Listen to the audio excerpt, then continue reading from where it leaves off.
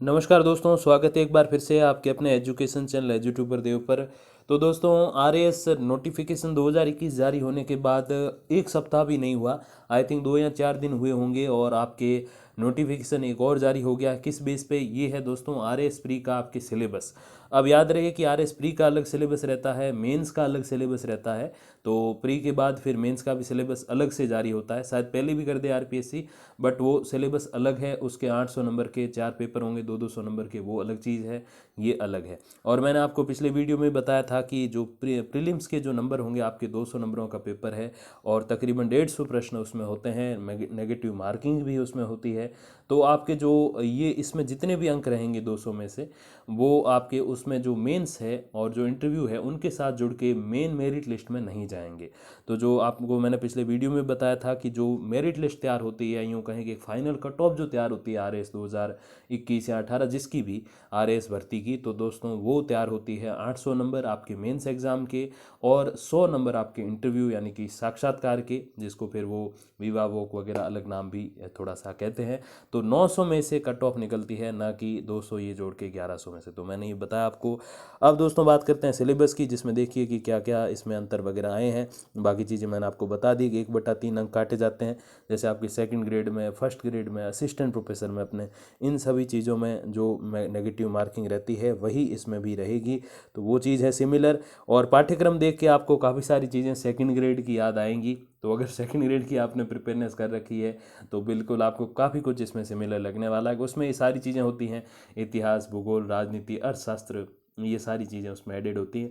First grade की हैं तो उसमें आपके मैथमेटिक्स के कुछ एक पॉइंट्स रहते हैं, तो वो भी है। तो थोड़ा सब कुछ मिला मिलू के एक आपके आरएएस का सिलेबस बनता है। तो दोस्तों शुरू करते हैं राजस्थान का इतिहास, कला, संस्कृति, साहित्य, परंपरा और विरासत से। तो दोस्तों काफ़ी सारे पॉइंट सिमिलर है। अब एक बात मैं आपको बता दूं कि आरएएस 2018 का जो सिलेबस है प्रीलिम्स का और जो 2021 का है, इसमें बहुत कुछ आपको चेंजेस मिलेंगे। कुछ एक चीज़ें बिल्कुल सेम टू सेम हैं, कुछ एक चीज़ें में चेंजेस हैं और कुछ एक टॉपिक बिल्कुल नए हैं। तो हम उसी के बारे में बात करने वाले हैं कि कौन कौन से टॉपिक्स नए ऐड किए गए हैं। अब मैं आपको बता दूं, कुछ एक चीज़ों को शॉर्ट भी किया गया है और कुछ एक चीज़ें जो शॉर्ट थी उनको थोड़ा विस्तार पूर्वक लिखा गया है। तो उसमें आप मत फंस जाइएगा कि चलो सर ये तो टॉपिक आप बता रहे हो, ये तो इसमें है ही नहीं, या जो आप कह रहे हो वो तो है लेकिन आप नहीं बता रहे। तो ऐसा नहीं होना चाहिए, क्योंकि मैंने कहा ना कि बिल्कुल सेम टू सेम वो कभी नहीं छापते। आरपीएससी में बहुत बुद्धिजीवी लोग बैठे हैं, हमसे कहीं ज़्यादा बैठे हैं, तो वो सब कुछ समझ से इन चीज़ों को ऐड करते हैं। तो बात करें सबसे पहले टॉपिक की, जो अपने राजस्थान का इतिहास, कला, संस्कृति, साहित्य और परंपरा और विरासत का है। इसमें आपके सबसे पहला जो टॉपिक है, राजस्थान के प्राग ऐतिहासिक स्थल, पुरा पाषाण से ताम्र पाषाण और कांस्य युग तक का जो टॉपिक है, ये बिल्कुल आपके नया ऐड किया गया है। हालांकि नीचे जो पर्यटन स्थल का आपके टॉपिक है, जिसको थोड़ा सा किले और हवेलियों में शामिल करने की कोशिश की गई है, तो वो थोड़ा सा हल्का फुल्का चेंजेस है, लेकिन उसमें कोई ज़्यादा बड़ी बात नहीं है। क्वेश्चन सिमिलर रहने वाले हैं, तो टॉपिक को थोड़ा तोड़ मरोड़ के लिखने से कुछ चीज़ें ज़्यादा नहीं बदलती। लेकिन राजस्थान का जो प्रागैतिहासिक स्थल, पुरा पाषाण से ताम्र पाषाण, कांस्य युग, ये टॉपिक्स जो है, ये आपके जो अंदर जो सिलेबस में जो टॉपिक है वो पूरा पूरा आपका नया है।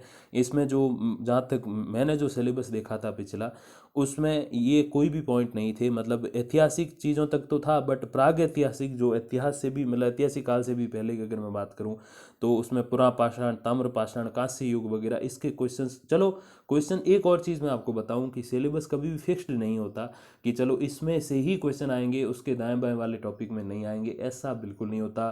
सेकंड ग्रेड उठा के देख लो, फर्स्ट ग्रेड देख लो, कोई भी आप जो है सिलेबस उठा के देख लो और उसके वापस जो क्वेश्चन पेपर बन के आया उसको आप देखो, तो कभी भी ये फिक्स्ड नहीं होता कि जो टॉपिक दिया उसके अंदर से ही क्वेश्चन आएंगे।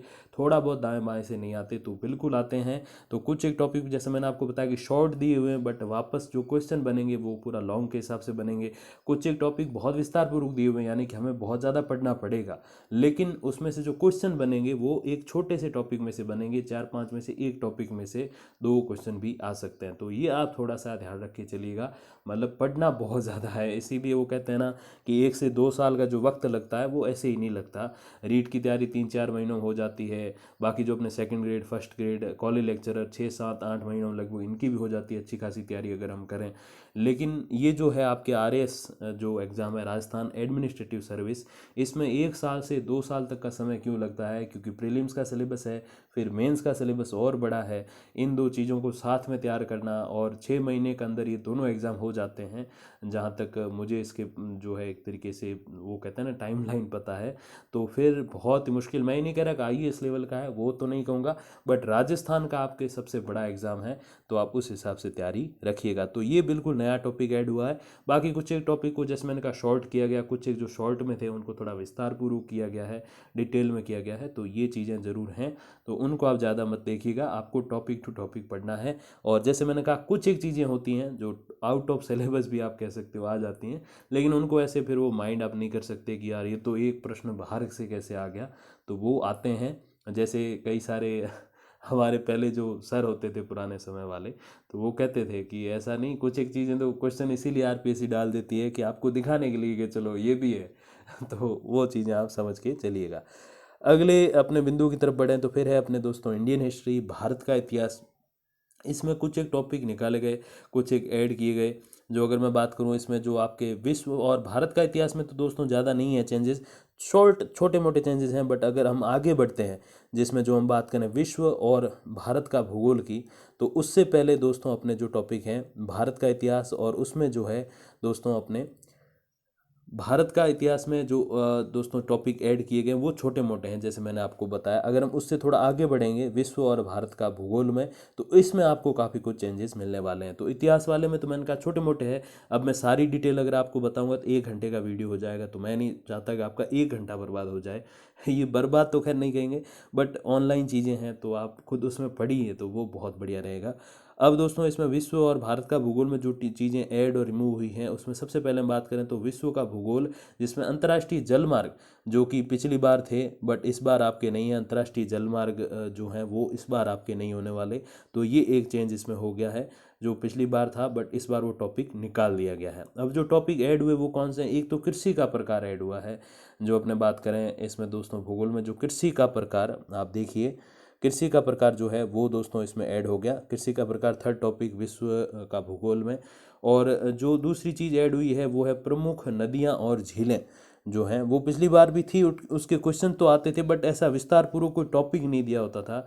आप जो PDF निकालोगे सिलेबस की तो उसमें ऐसा कोई टॉपिक नहीं था, बट हाँ उसके क्वेश्चन जरूर आते थे। तो इस बार उस चीज़ को लिख दिया इन्होंने स्पेशली कि प्रमुख नदियाँ और झीलें, हम इसमें से भी क्वेश्चन डालने वाले हैं। अगले जो अपने चेंजेस की ओर सीधा बढ़ेंगे तो दोस्तों फिर राजस्थान का भूगोल में कोई इतनी बातें हम नहीं कह सकते कि चेंजेस हैं। बट अगर बात करें तो उसमें फिर टॉपिक रिमूव तो नहीं, बट 2-3 छोटे मोटे टॉपिक डाले जरूर गए, बाद में बात करेंगे। लेकिन पहले भारत का भूगोल की अगर हम बात करें तो इसमें दोस्तों जो टॉपिक एक चेंज कर दिया गया, जो कृषि और कृषि आधारित गतिविधियां थी उसको चेंज करके मानसून तंत्र और वर्षा का वितरण। अब कई लोग सोचेंगे कि सर ये कृषि और मानसून ये आप एक टॉपिक कैसे कह सकते हो? तो कृषि किस बेस पे करोगे? मानसून पे। और मानसून के इंतजार लोग क्यों करते हैं? किसान कृषि के लिए। तो जाहिर सी बात है थोड़ा सा ये समझने की चीज़ें भी होती हैं, तो बिल्कुल आप शब्द से शब्द नहीं मिला सकते, तो थोड़ा सा इसका तात्पर्य भी समझना पड़ता है। तो मानसून तंत्र और वर्षा का जो वितरण है, ये जो सेकंड टॉपिक आप देख सकते हो भारत का भूगोल वाले पोर्शन में, तो इसमें दोस्तों जो पिछली बार था वो ये था कि कृषि और उसके ऊपर आधारित गतिविधियां कौन सी हैं वो, तो उसको इन्होंने थोड़ा सा बदल के क्या किया, मानसून तंत्र और वर्षा का वितरण कर दिया।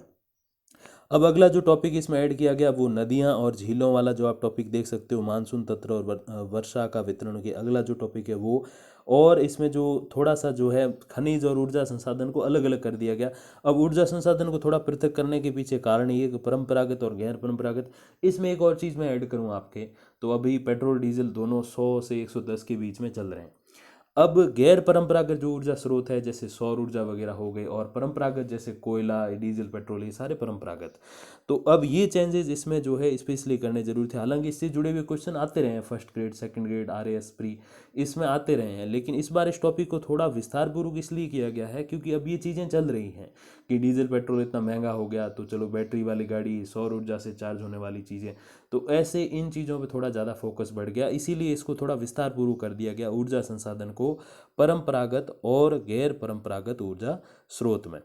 और इसीलिए जो है इस बार मैंने आपको थोड़ा सा हाईलाइट करके बताया कि इस टॉपिक को आप थोड़ा अच्छे से पढ़िएगा, इसके ऊपर डेफिनेटली क्वेश्चन आएंगे। चाहे आप कोई सा भी, आरएस की बात नहीं कर रहा मैं, चाहे कोई सा भी आप एग्ज़ाम दे देना, इसके ऊपर क्वेश्चन डेफिनेटली आने वाले हैं। बाकी लोहा, मैग्नीज, कोयला, खनिज तेल, गैस वगैरह, आणविक ऊर्जा वगैरह, ये सारी चीज़ें तो चलती आ रही हैं, बट इस टॉपिक को थोड़ा गैर परंपरागत और परंपरागत का इसलिए थोड़ा सा डिटेल में दिया क्योंकि मैंने कहा ना ऐसी वर्तमान परिस्थितियाँ चल रही हैं।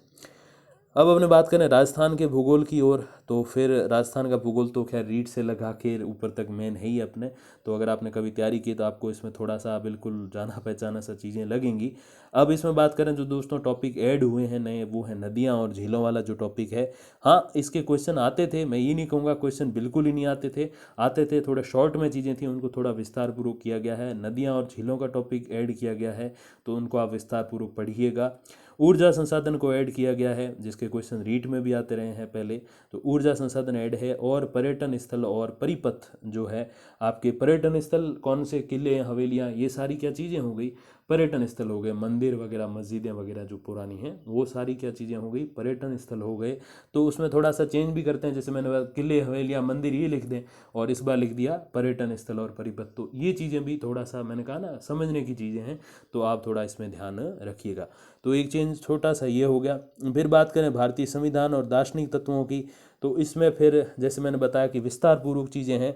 पिछली बार थोड़ी सी शॉर्ट में थी, इसमें भारतीय संविधान, राजनीति व्यवस्था और शासन प्रणाली में दार्शनिक तत्वों वाले में थोड़ा सा, हालांकि इसमें थोड़ा सा उल्टा भी हुआ है। उन्होंने क्या लिखा था, 1919 और 1935 की संविधान सभा के बारे में, अब यहाँ सीधा संविधान सभा दे दिया। तो जाहिर सी बात है, दो संविधान सभाएं आपको पढ़नी है, इनके बारे में डिटेल्स जो है वो आपको जाननी ही है। इसमें क्या क्या चेंजेस हुए, इसका जो है प्रारंभ कैसे हुआ, तो ये छोटी छोटी चीज़ें जो है वहाँ आएंगी। और जो ABCD 4 ऑप्शन रहेंगे, वो थोड़े बहुत विस्तार पूर्वक भी होते हैं, तो खाली तथ्यात्मक चीज़ें नहीं होती, थोड़ी सी विस्तार पूर्वक चीज़ें होती हैं, वो समझने की बात है। रट के जाने से फिर ये चीज़ें क्रॉस नहीं होती हैं, तो ये आप समझिएगा।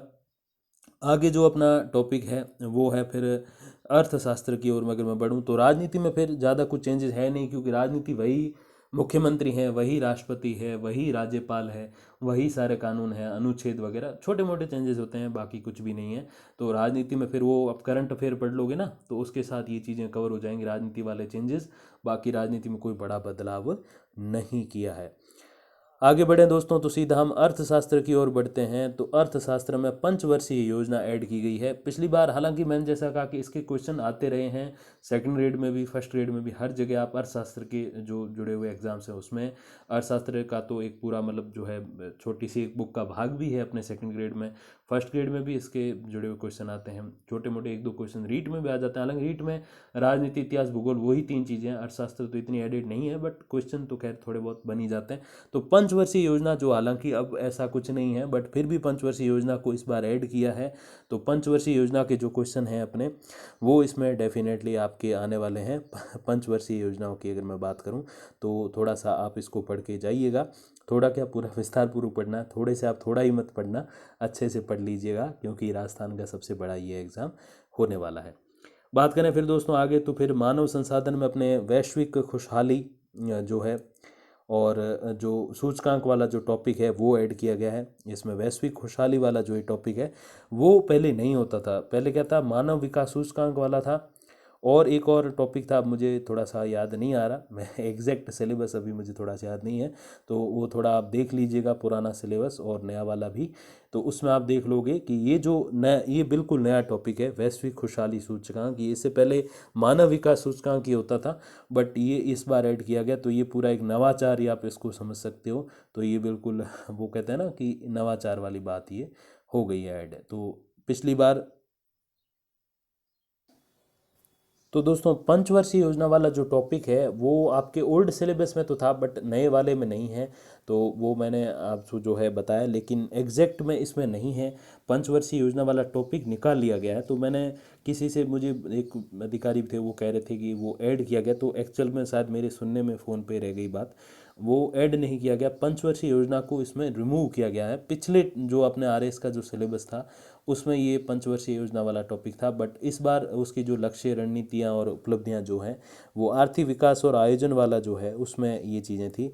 बट इस बार ऐसा नहीं है, क्योंकि पंचवर्षीय योजनाओं को ही समाप्त कर दिया गया है, तो वो चीज़ें रिमूव हो गई हैं। तो पंचवर्षीय योजनाएं आप नहीं पढ़ें, ये थोड़ा सा आप ध्यान रखिएगा। फिर बात करें फिर वैश्विक सूचकांक वाला, तो वो जी हाँ बिल्कुल ऐड किया गया है।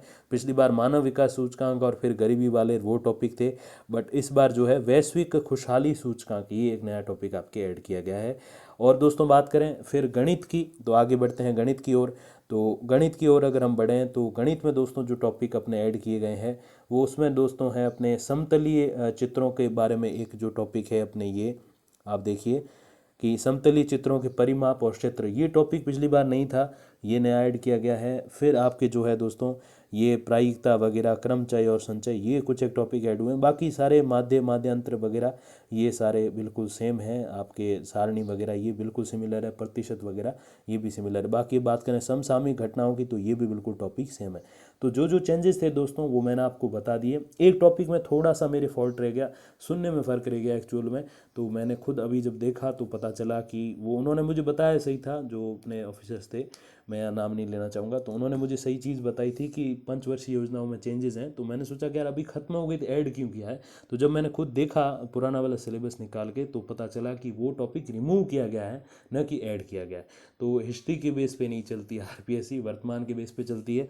बाकी दोस्तों जो भी आरएस से जुड़ी हुई अपडेट आएगी तो मैं आप तक पहुंचा दूंगा वीडियोज़ और कम्युनिटी पोस्ट के माध्यम से। तब तक के लिए दोस्तों धन्यवाद, नमस्कार।